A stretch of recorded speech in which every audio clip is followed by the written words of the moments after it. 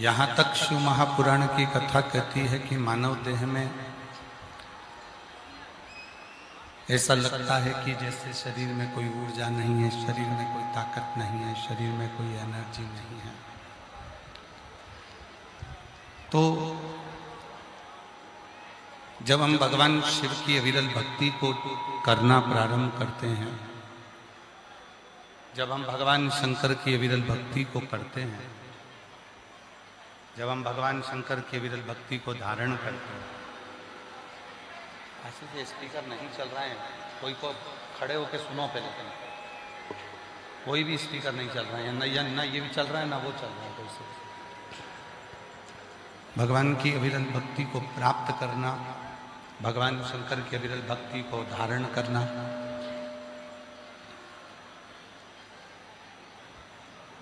भगवान शिव का जो भजन है, भगवान शंकर का जो स्मरण है,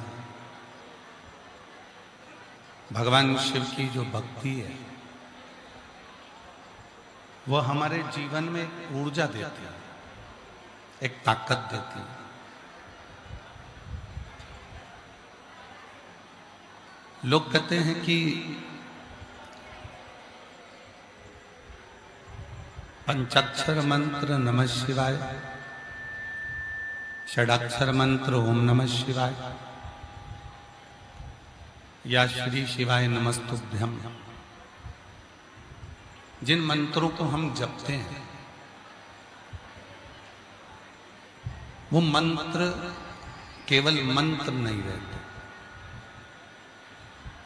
आप और हम जब पंचाक्षर मंत्र जपना प्रारंभ करते हैं, षडाक्षर मंत्र जपना प्रारंभ करते हैं, श्री शिवाय नमस्तुभ्यम कहना प्रारंभ करते हैं, तो वो मंत्र केवल मंत्र नहीं रहता, वो मंत्र एक ऊर्जा बन जाता है, वो मंत्र एक एनर्जी बन जाता है। और जब वो मंत्र जब ऊर्जा बने, एनर्जी बने, तो वो हमारे जीवन को सुख प्रदान करना प्रारंभ करता है, हमारे जीवन को एक फलित फल देना प्रारंभ कर देता है।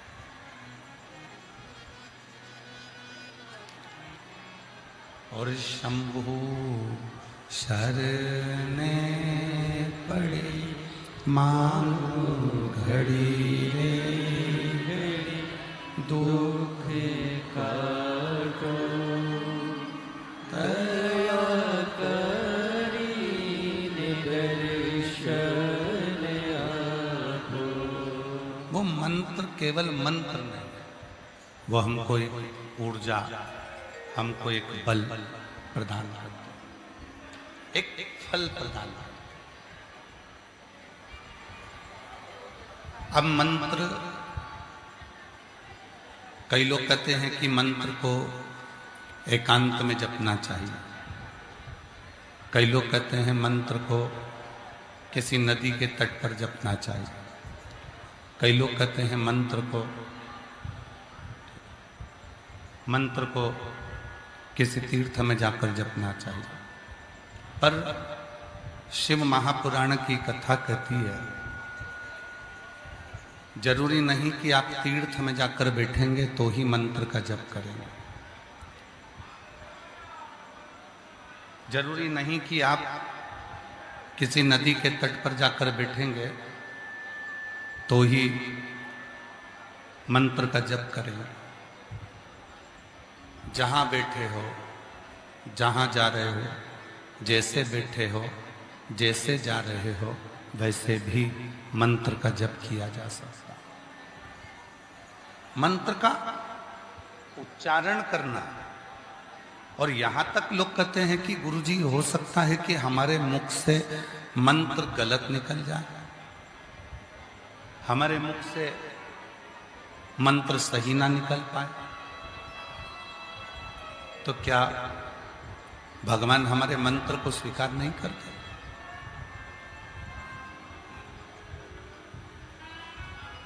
तो क्या भगवान हमारे मंत्र को स्वीकार नहीं करेंगे? शिव महापुराण की कथा कहती है, भगवान शंकर का चरित्र कहता है।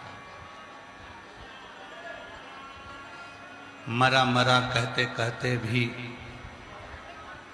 बाबा राम के चरणों को प्राप्त कर लेते हैं। तो मंत्र एक बीज है, मंत्र एक बीज का काम करता है। जो खेती करने वाले हैं, जो जमीन बोते हैं, खेती करते हैं, गेहूं लगाते, सोयाबीन लगाते, मक्का लगाते, धान की फसल लगाते, ज्वार लगाते, बाजरा लगाते, जितने बीज बोने वाले हैं वो जानते हैं। बीज बोने वाला एक एक बीज पकड़कर सीधे जमीन में नहीं रखता। बीज बोने वाले ने तो बीज डाल दिया, उल्टा गया, सुलटा गया, टेढ़ा गया, आड़ा गया, कैसा भी वो बीज जमीन में गया, और वो बीज जमीन में जाने के बाद उसका पौधा जमीन के बाहर आया। अब बीज टेढ़ा गया था, बीज उल्टा गया था, बीज आड़ा टेढ़ा गया था, ये किसी को नहीं। बीज ने अपना काम किया और वो बीज फलित होकर, अंकुरित होकर एक पौधे का रूप रख लिया।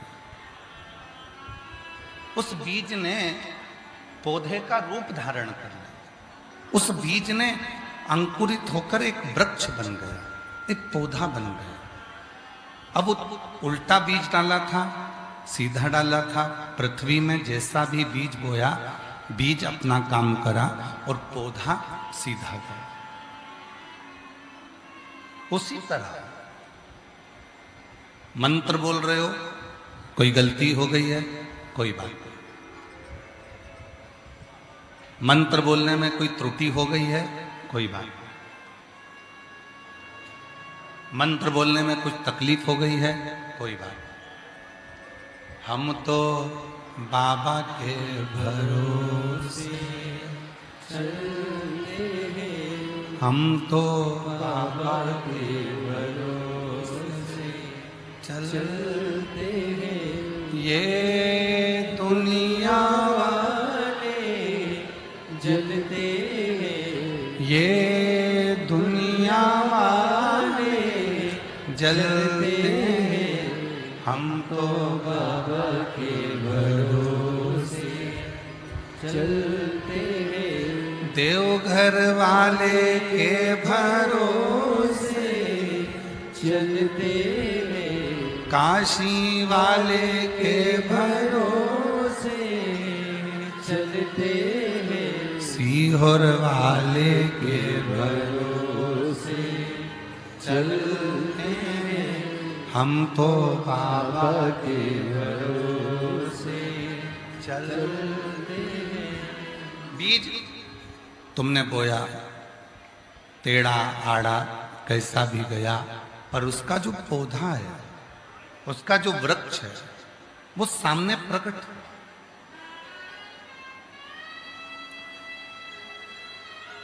मिट्टी को बीज से मतलब था।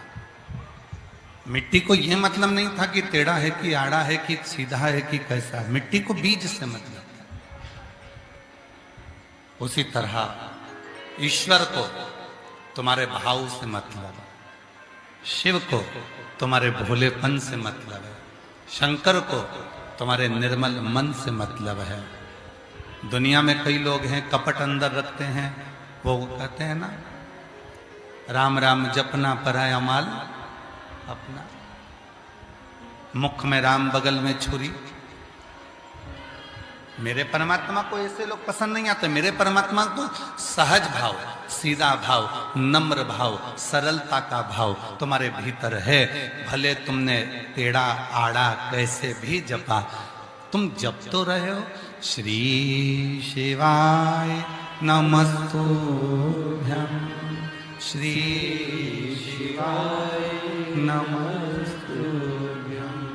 श्री शिवाय नमस्तुभ्यं, श्री शिवाय नमस्तुभ्यं, अब उस मंत्र को जपने में, स्मरण करने में तुमने जो भीतर की शक्ति लगाई है, वो शक्ति ही शिव तक पहुंचाती है।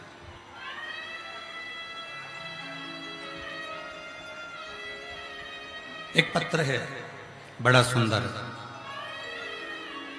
एक लड़के ने जिद पकड़ ली, उसको आईएएस ऑफिसर बनना है। उसने अपनी मम्मी से भी झगड़ा कर लिया। सीहोर वाला बाबा कहता है कि जो पंडाल में मांगो वो मिलता है, तो मुझे आईएएस ऑफिसर बनना है तो मैं मानूं कि सीहोर वाला बाबा है, नहीं तो काहे को मानूं। विवेक कुमार जी, उस बच्चे ने जिद पकड़ी, लुटा दिया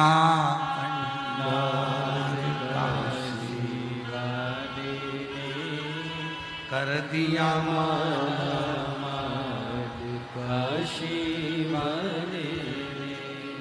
जो जैसी भावना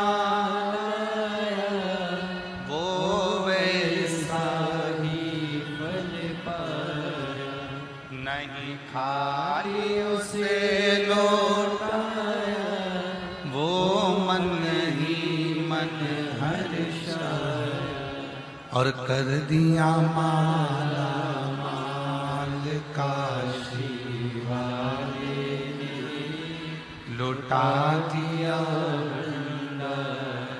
काशी वाले। कहाँ बैठे हो, शिव जी को उससे मतलब नहीं। पंडाल में बैठे हो कि पंडाल के बाहर बैठे हो, शिव जी को उससे मतलब नहीं। आगे बैठे हो कि पीछे बैठे हो, शिव जी को उससे मतलब नहीं।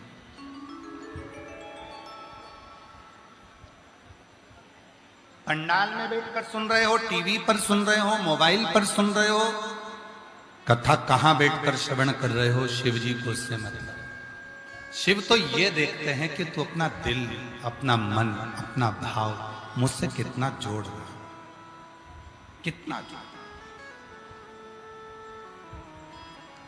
फिर वही बात आ गई, बीज उल्टा गया जमीन में, सीधा गया जमीन में, पौधा जरूर लगेगा।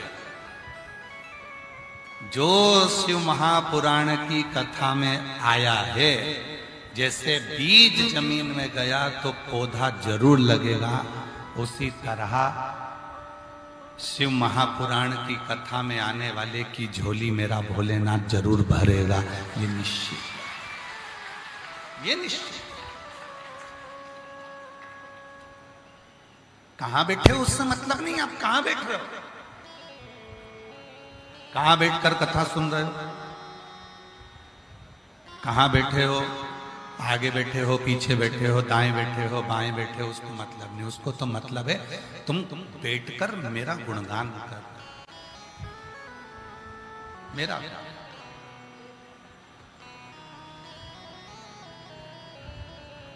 कल एक पत्र आया था, उसको ढूंढना पड़ेगा।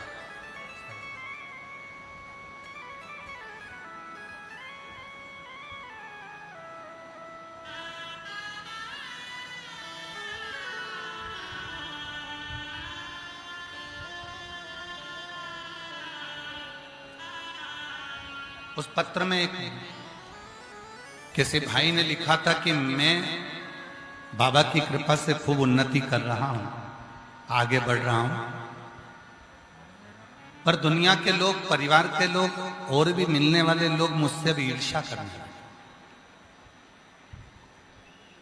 कोई मेरे ऊपर टोना करवाता है, कोई मुझे गाली देता है, कोई मुझे अपशब्द कहता है, कोई मुझे बद्दुआ देता है, कोई मुझे श्राप देता है, कोई मुझे कुछ कहता है। गुरुजी, उसने पत्र में लिखा था कि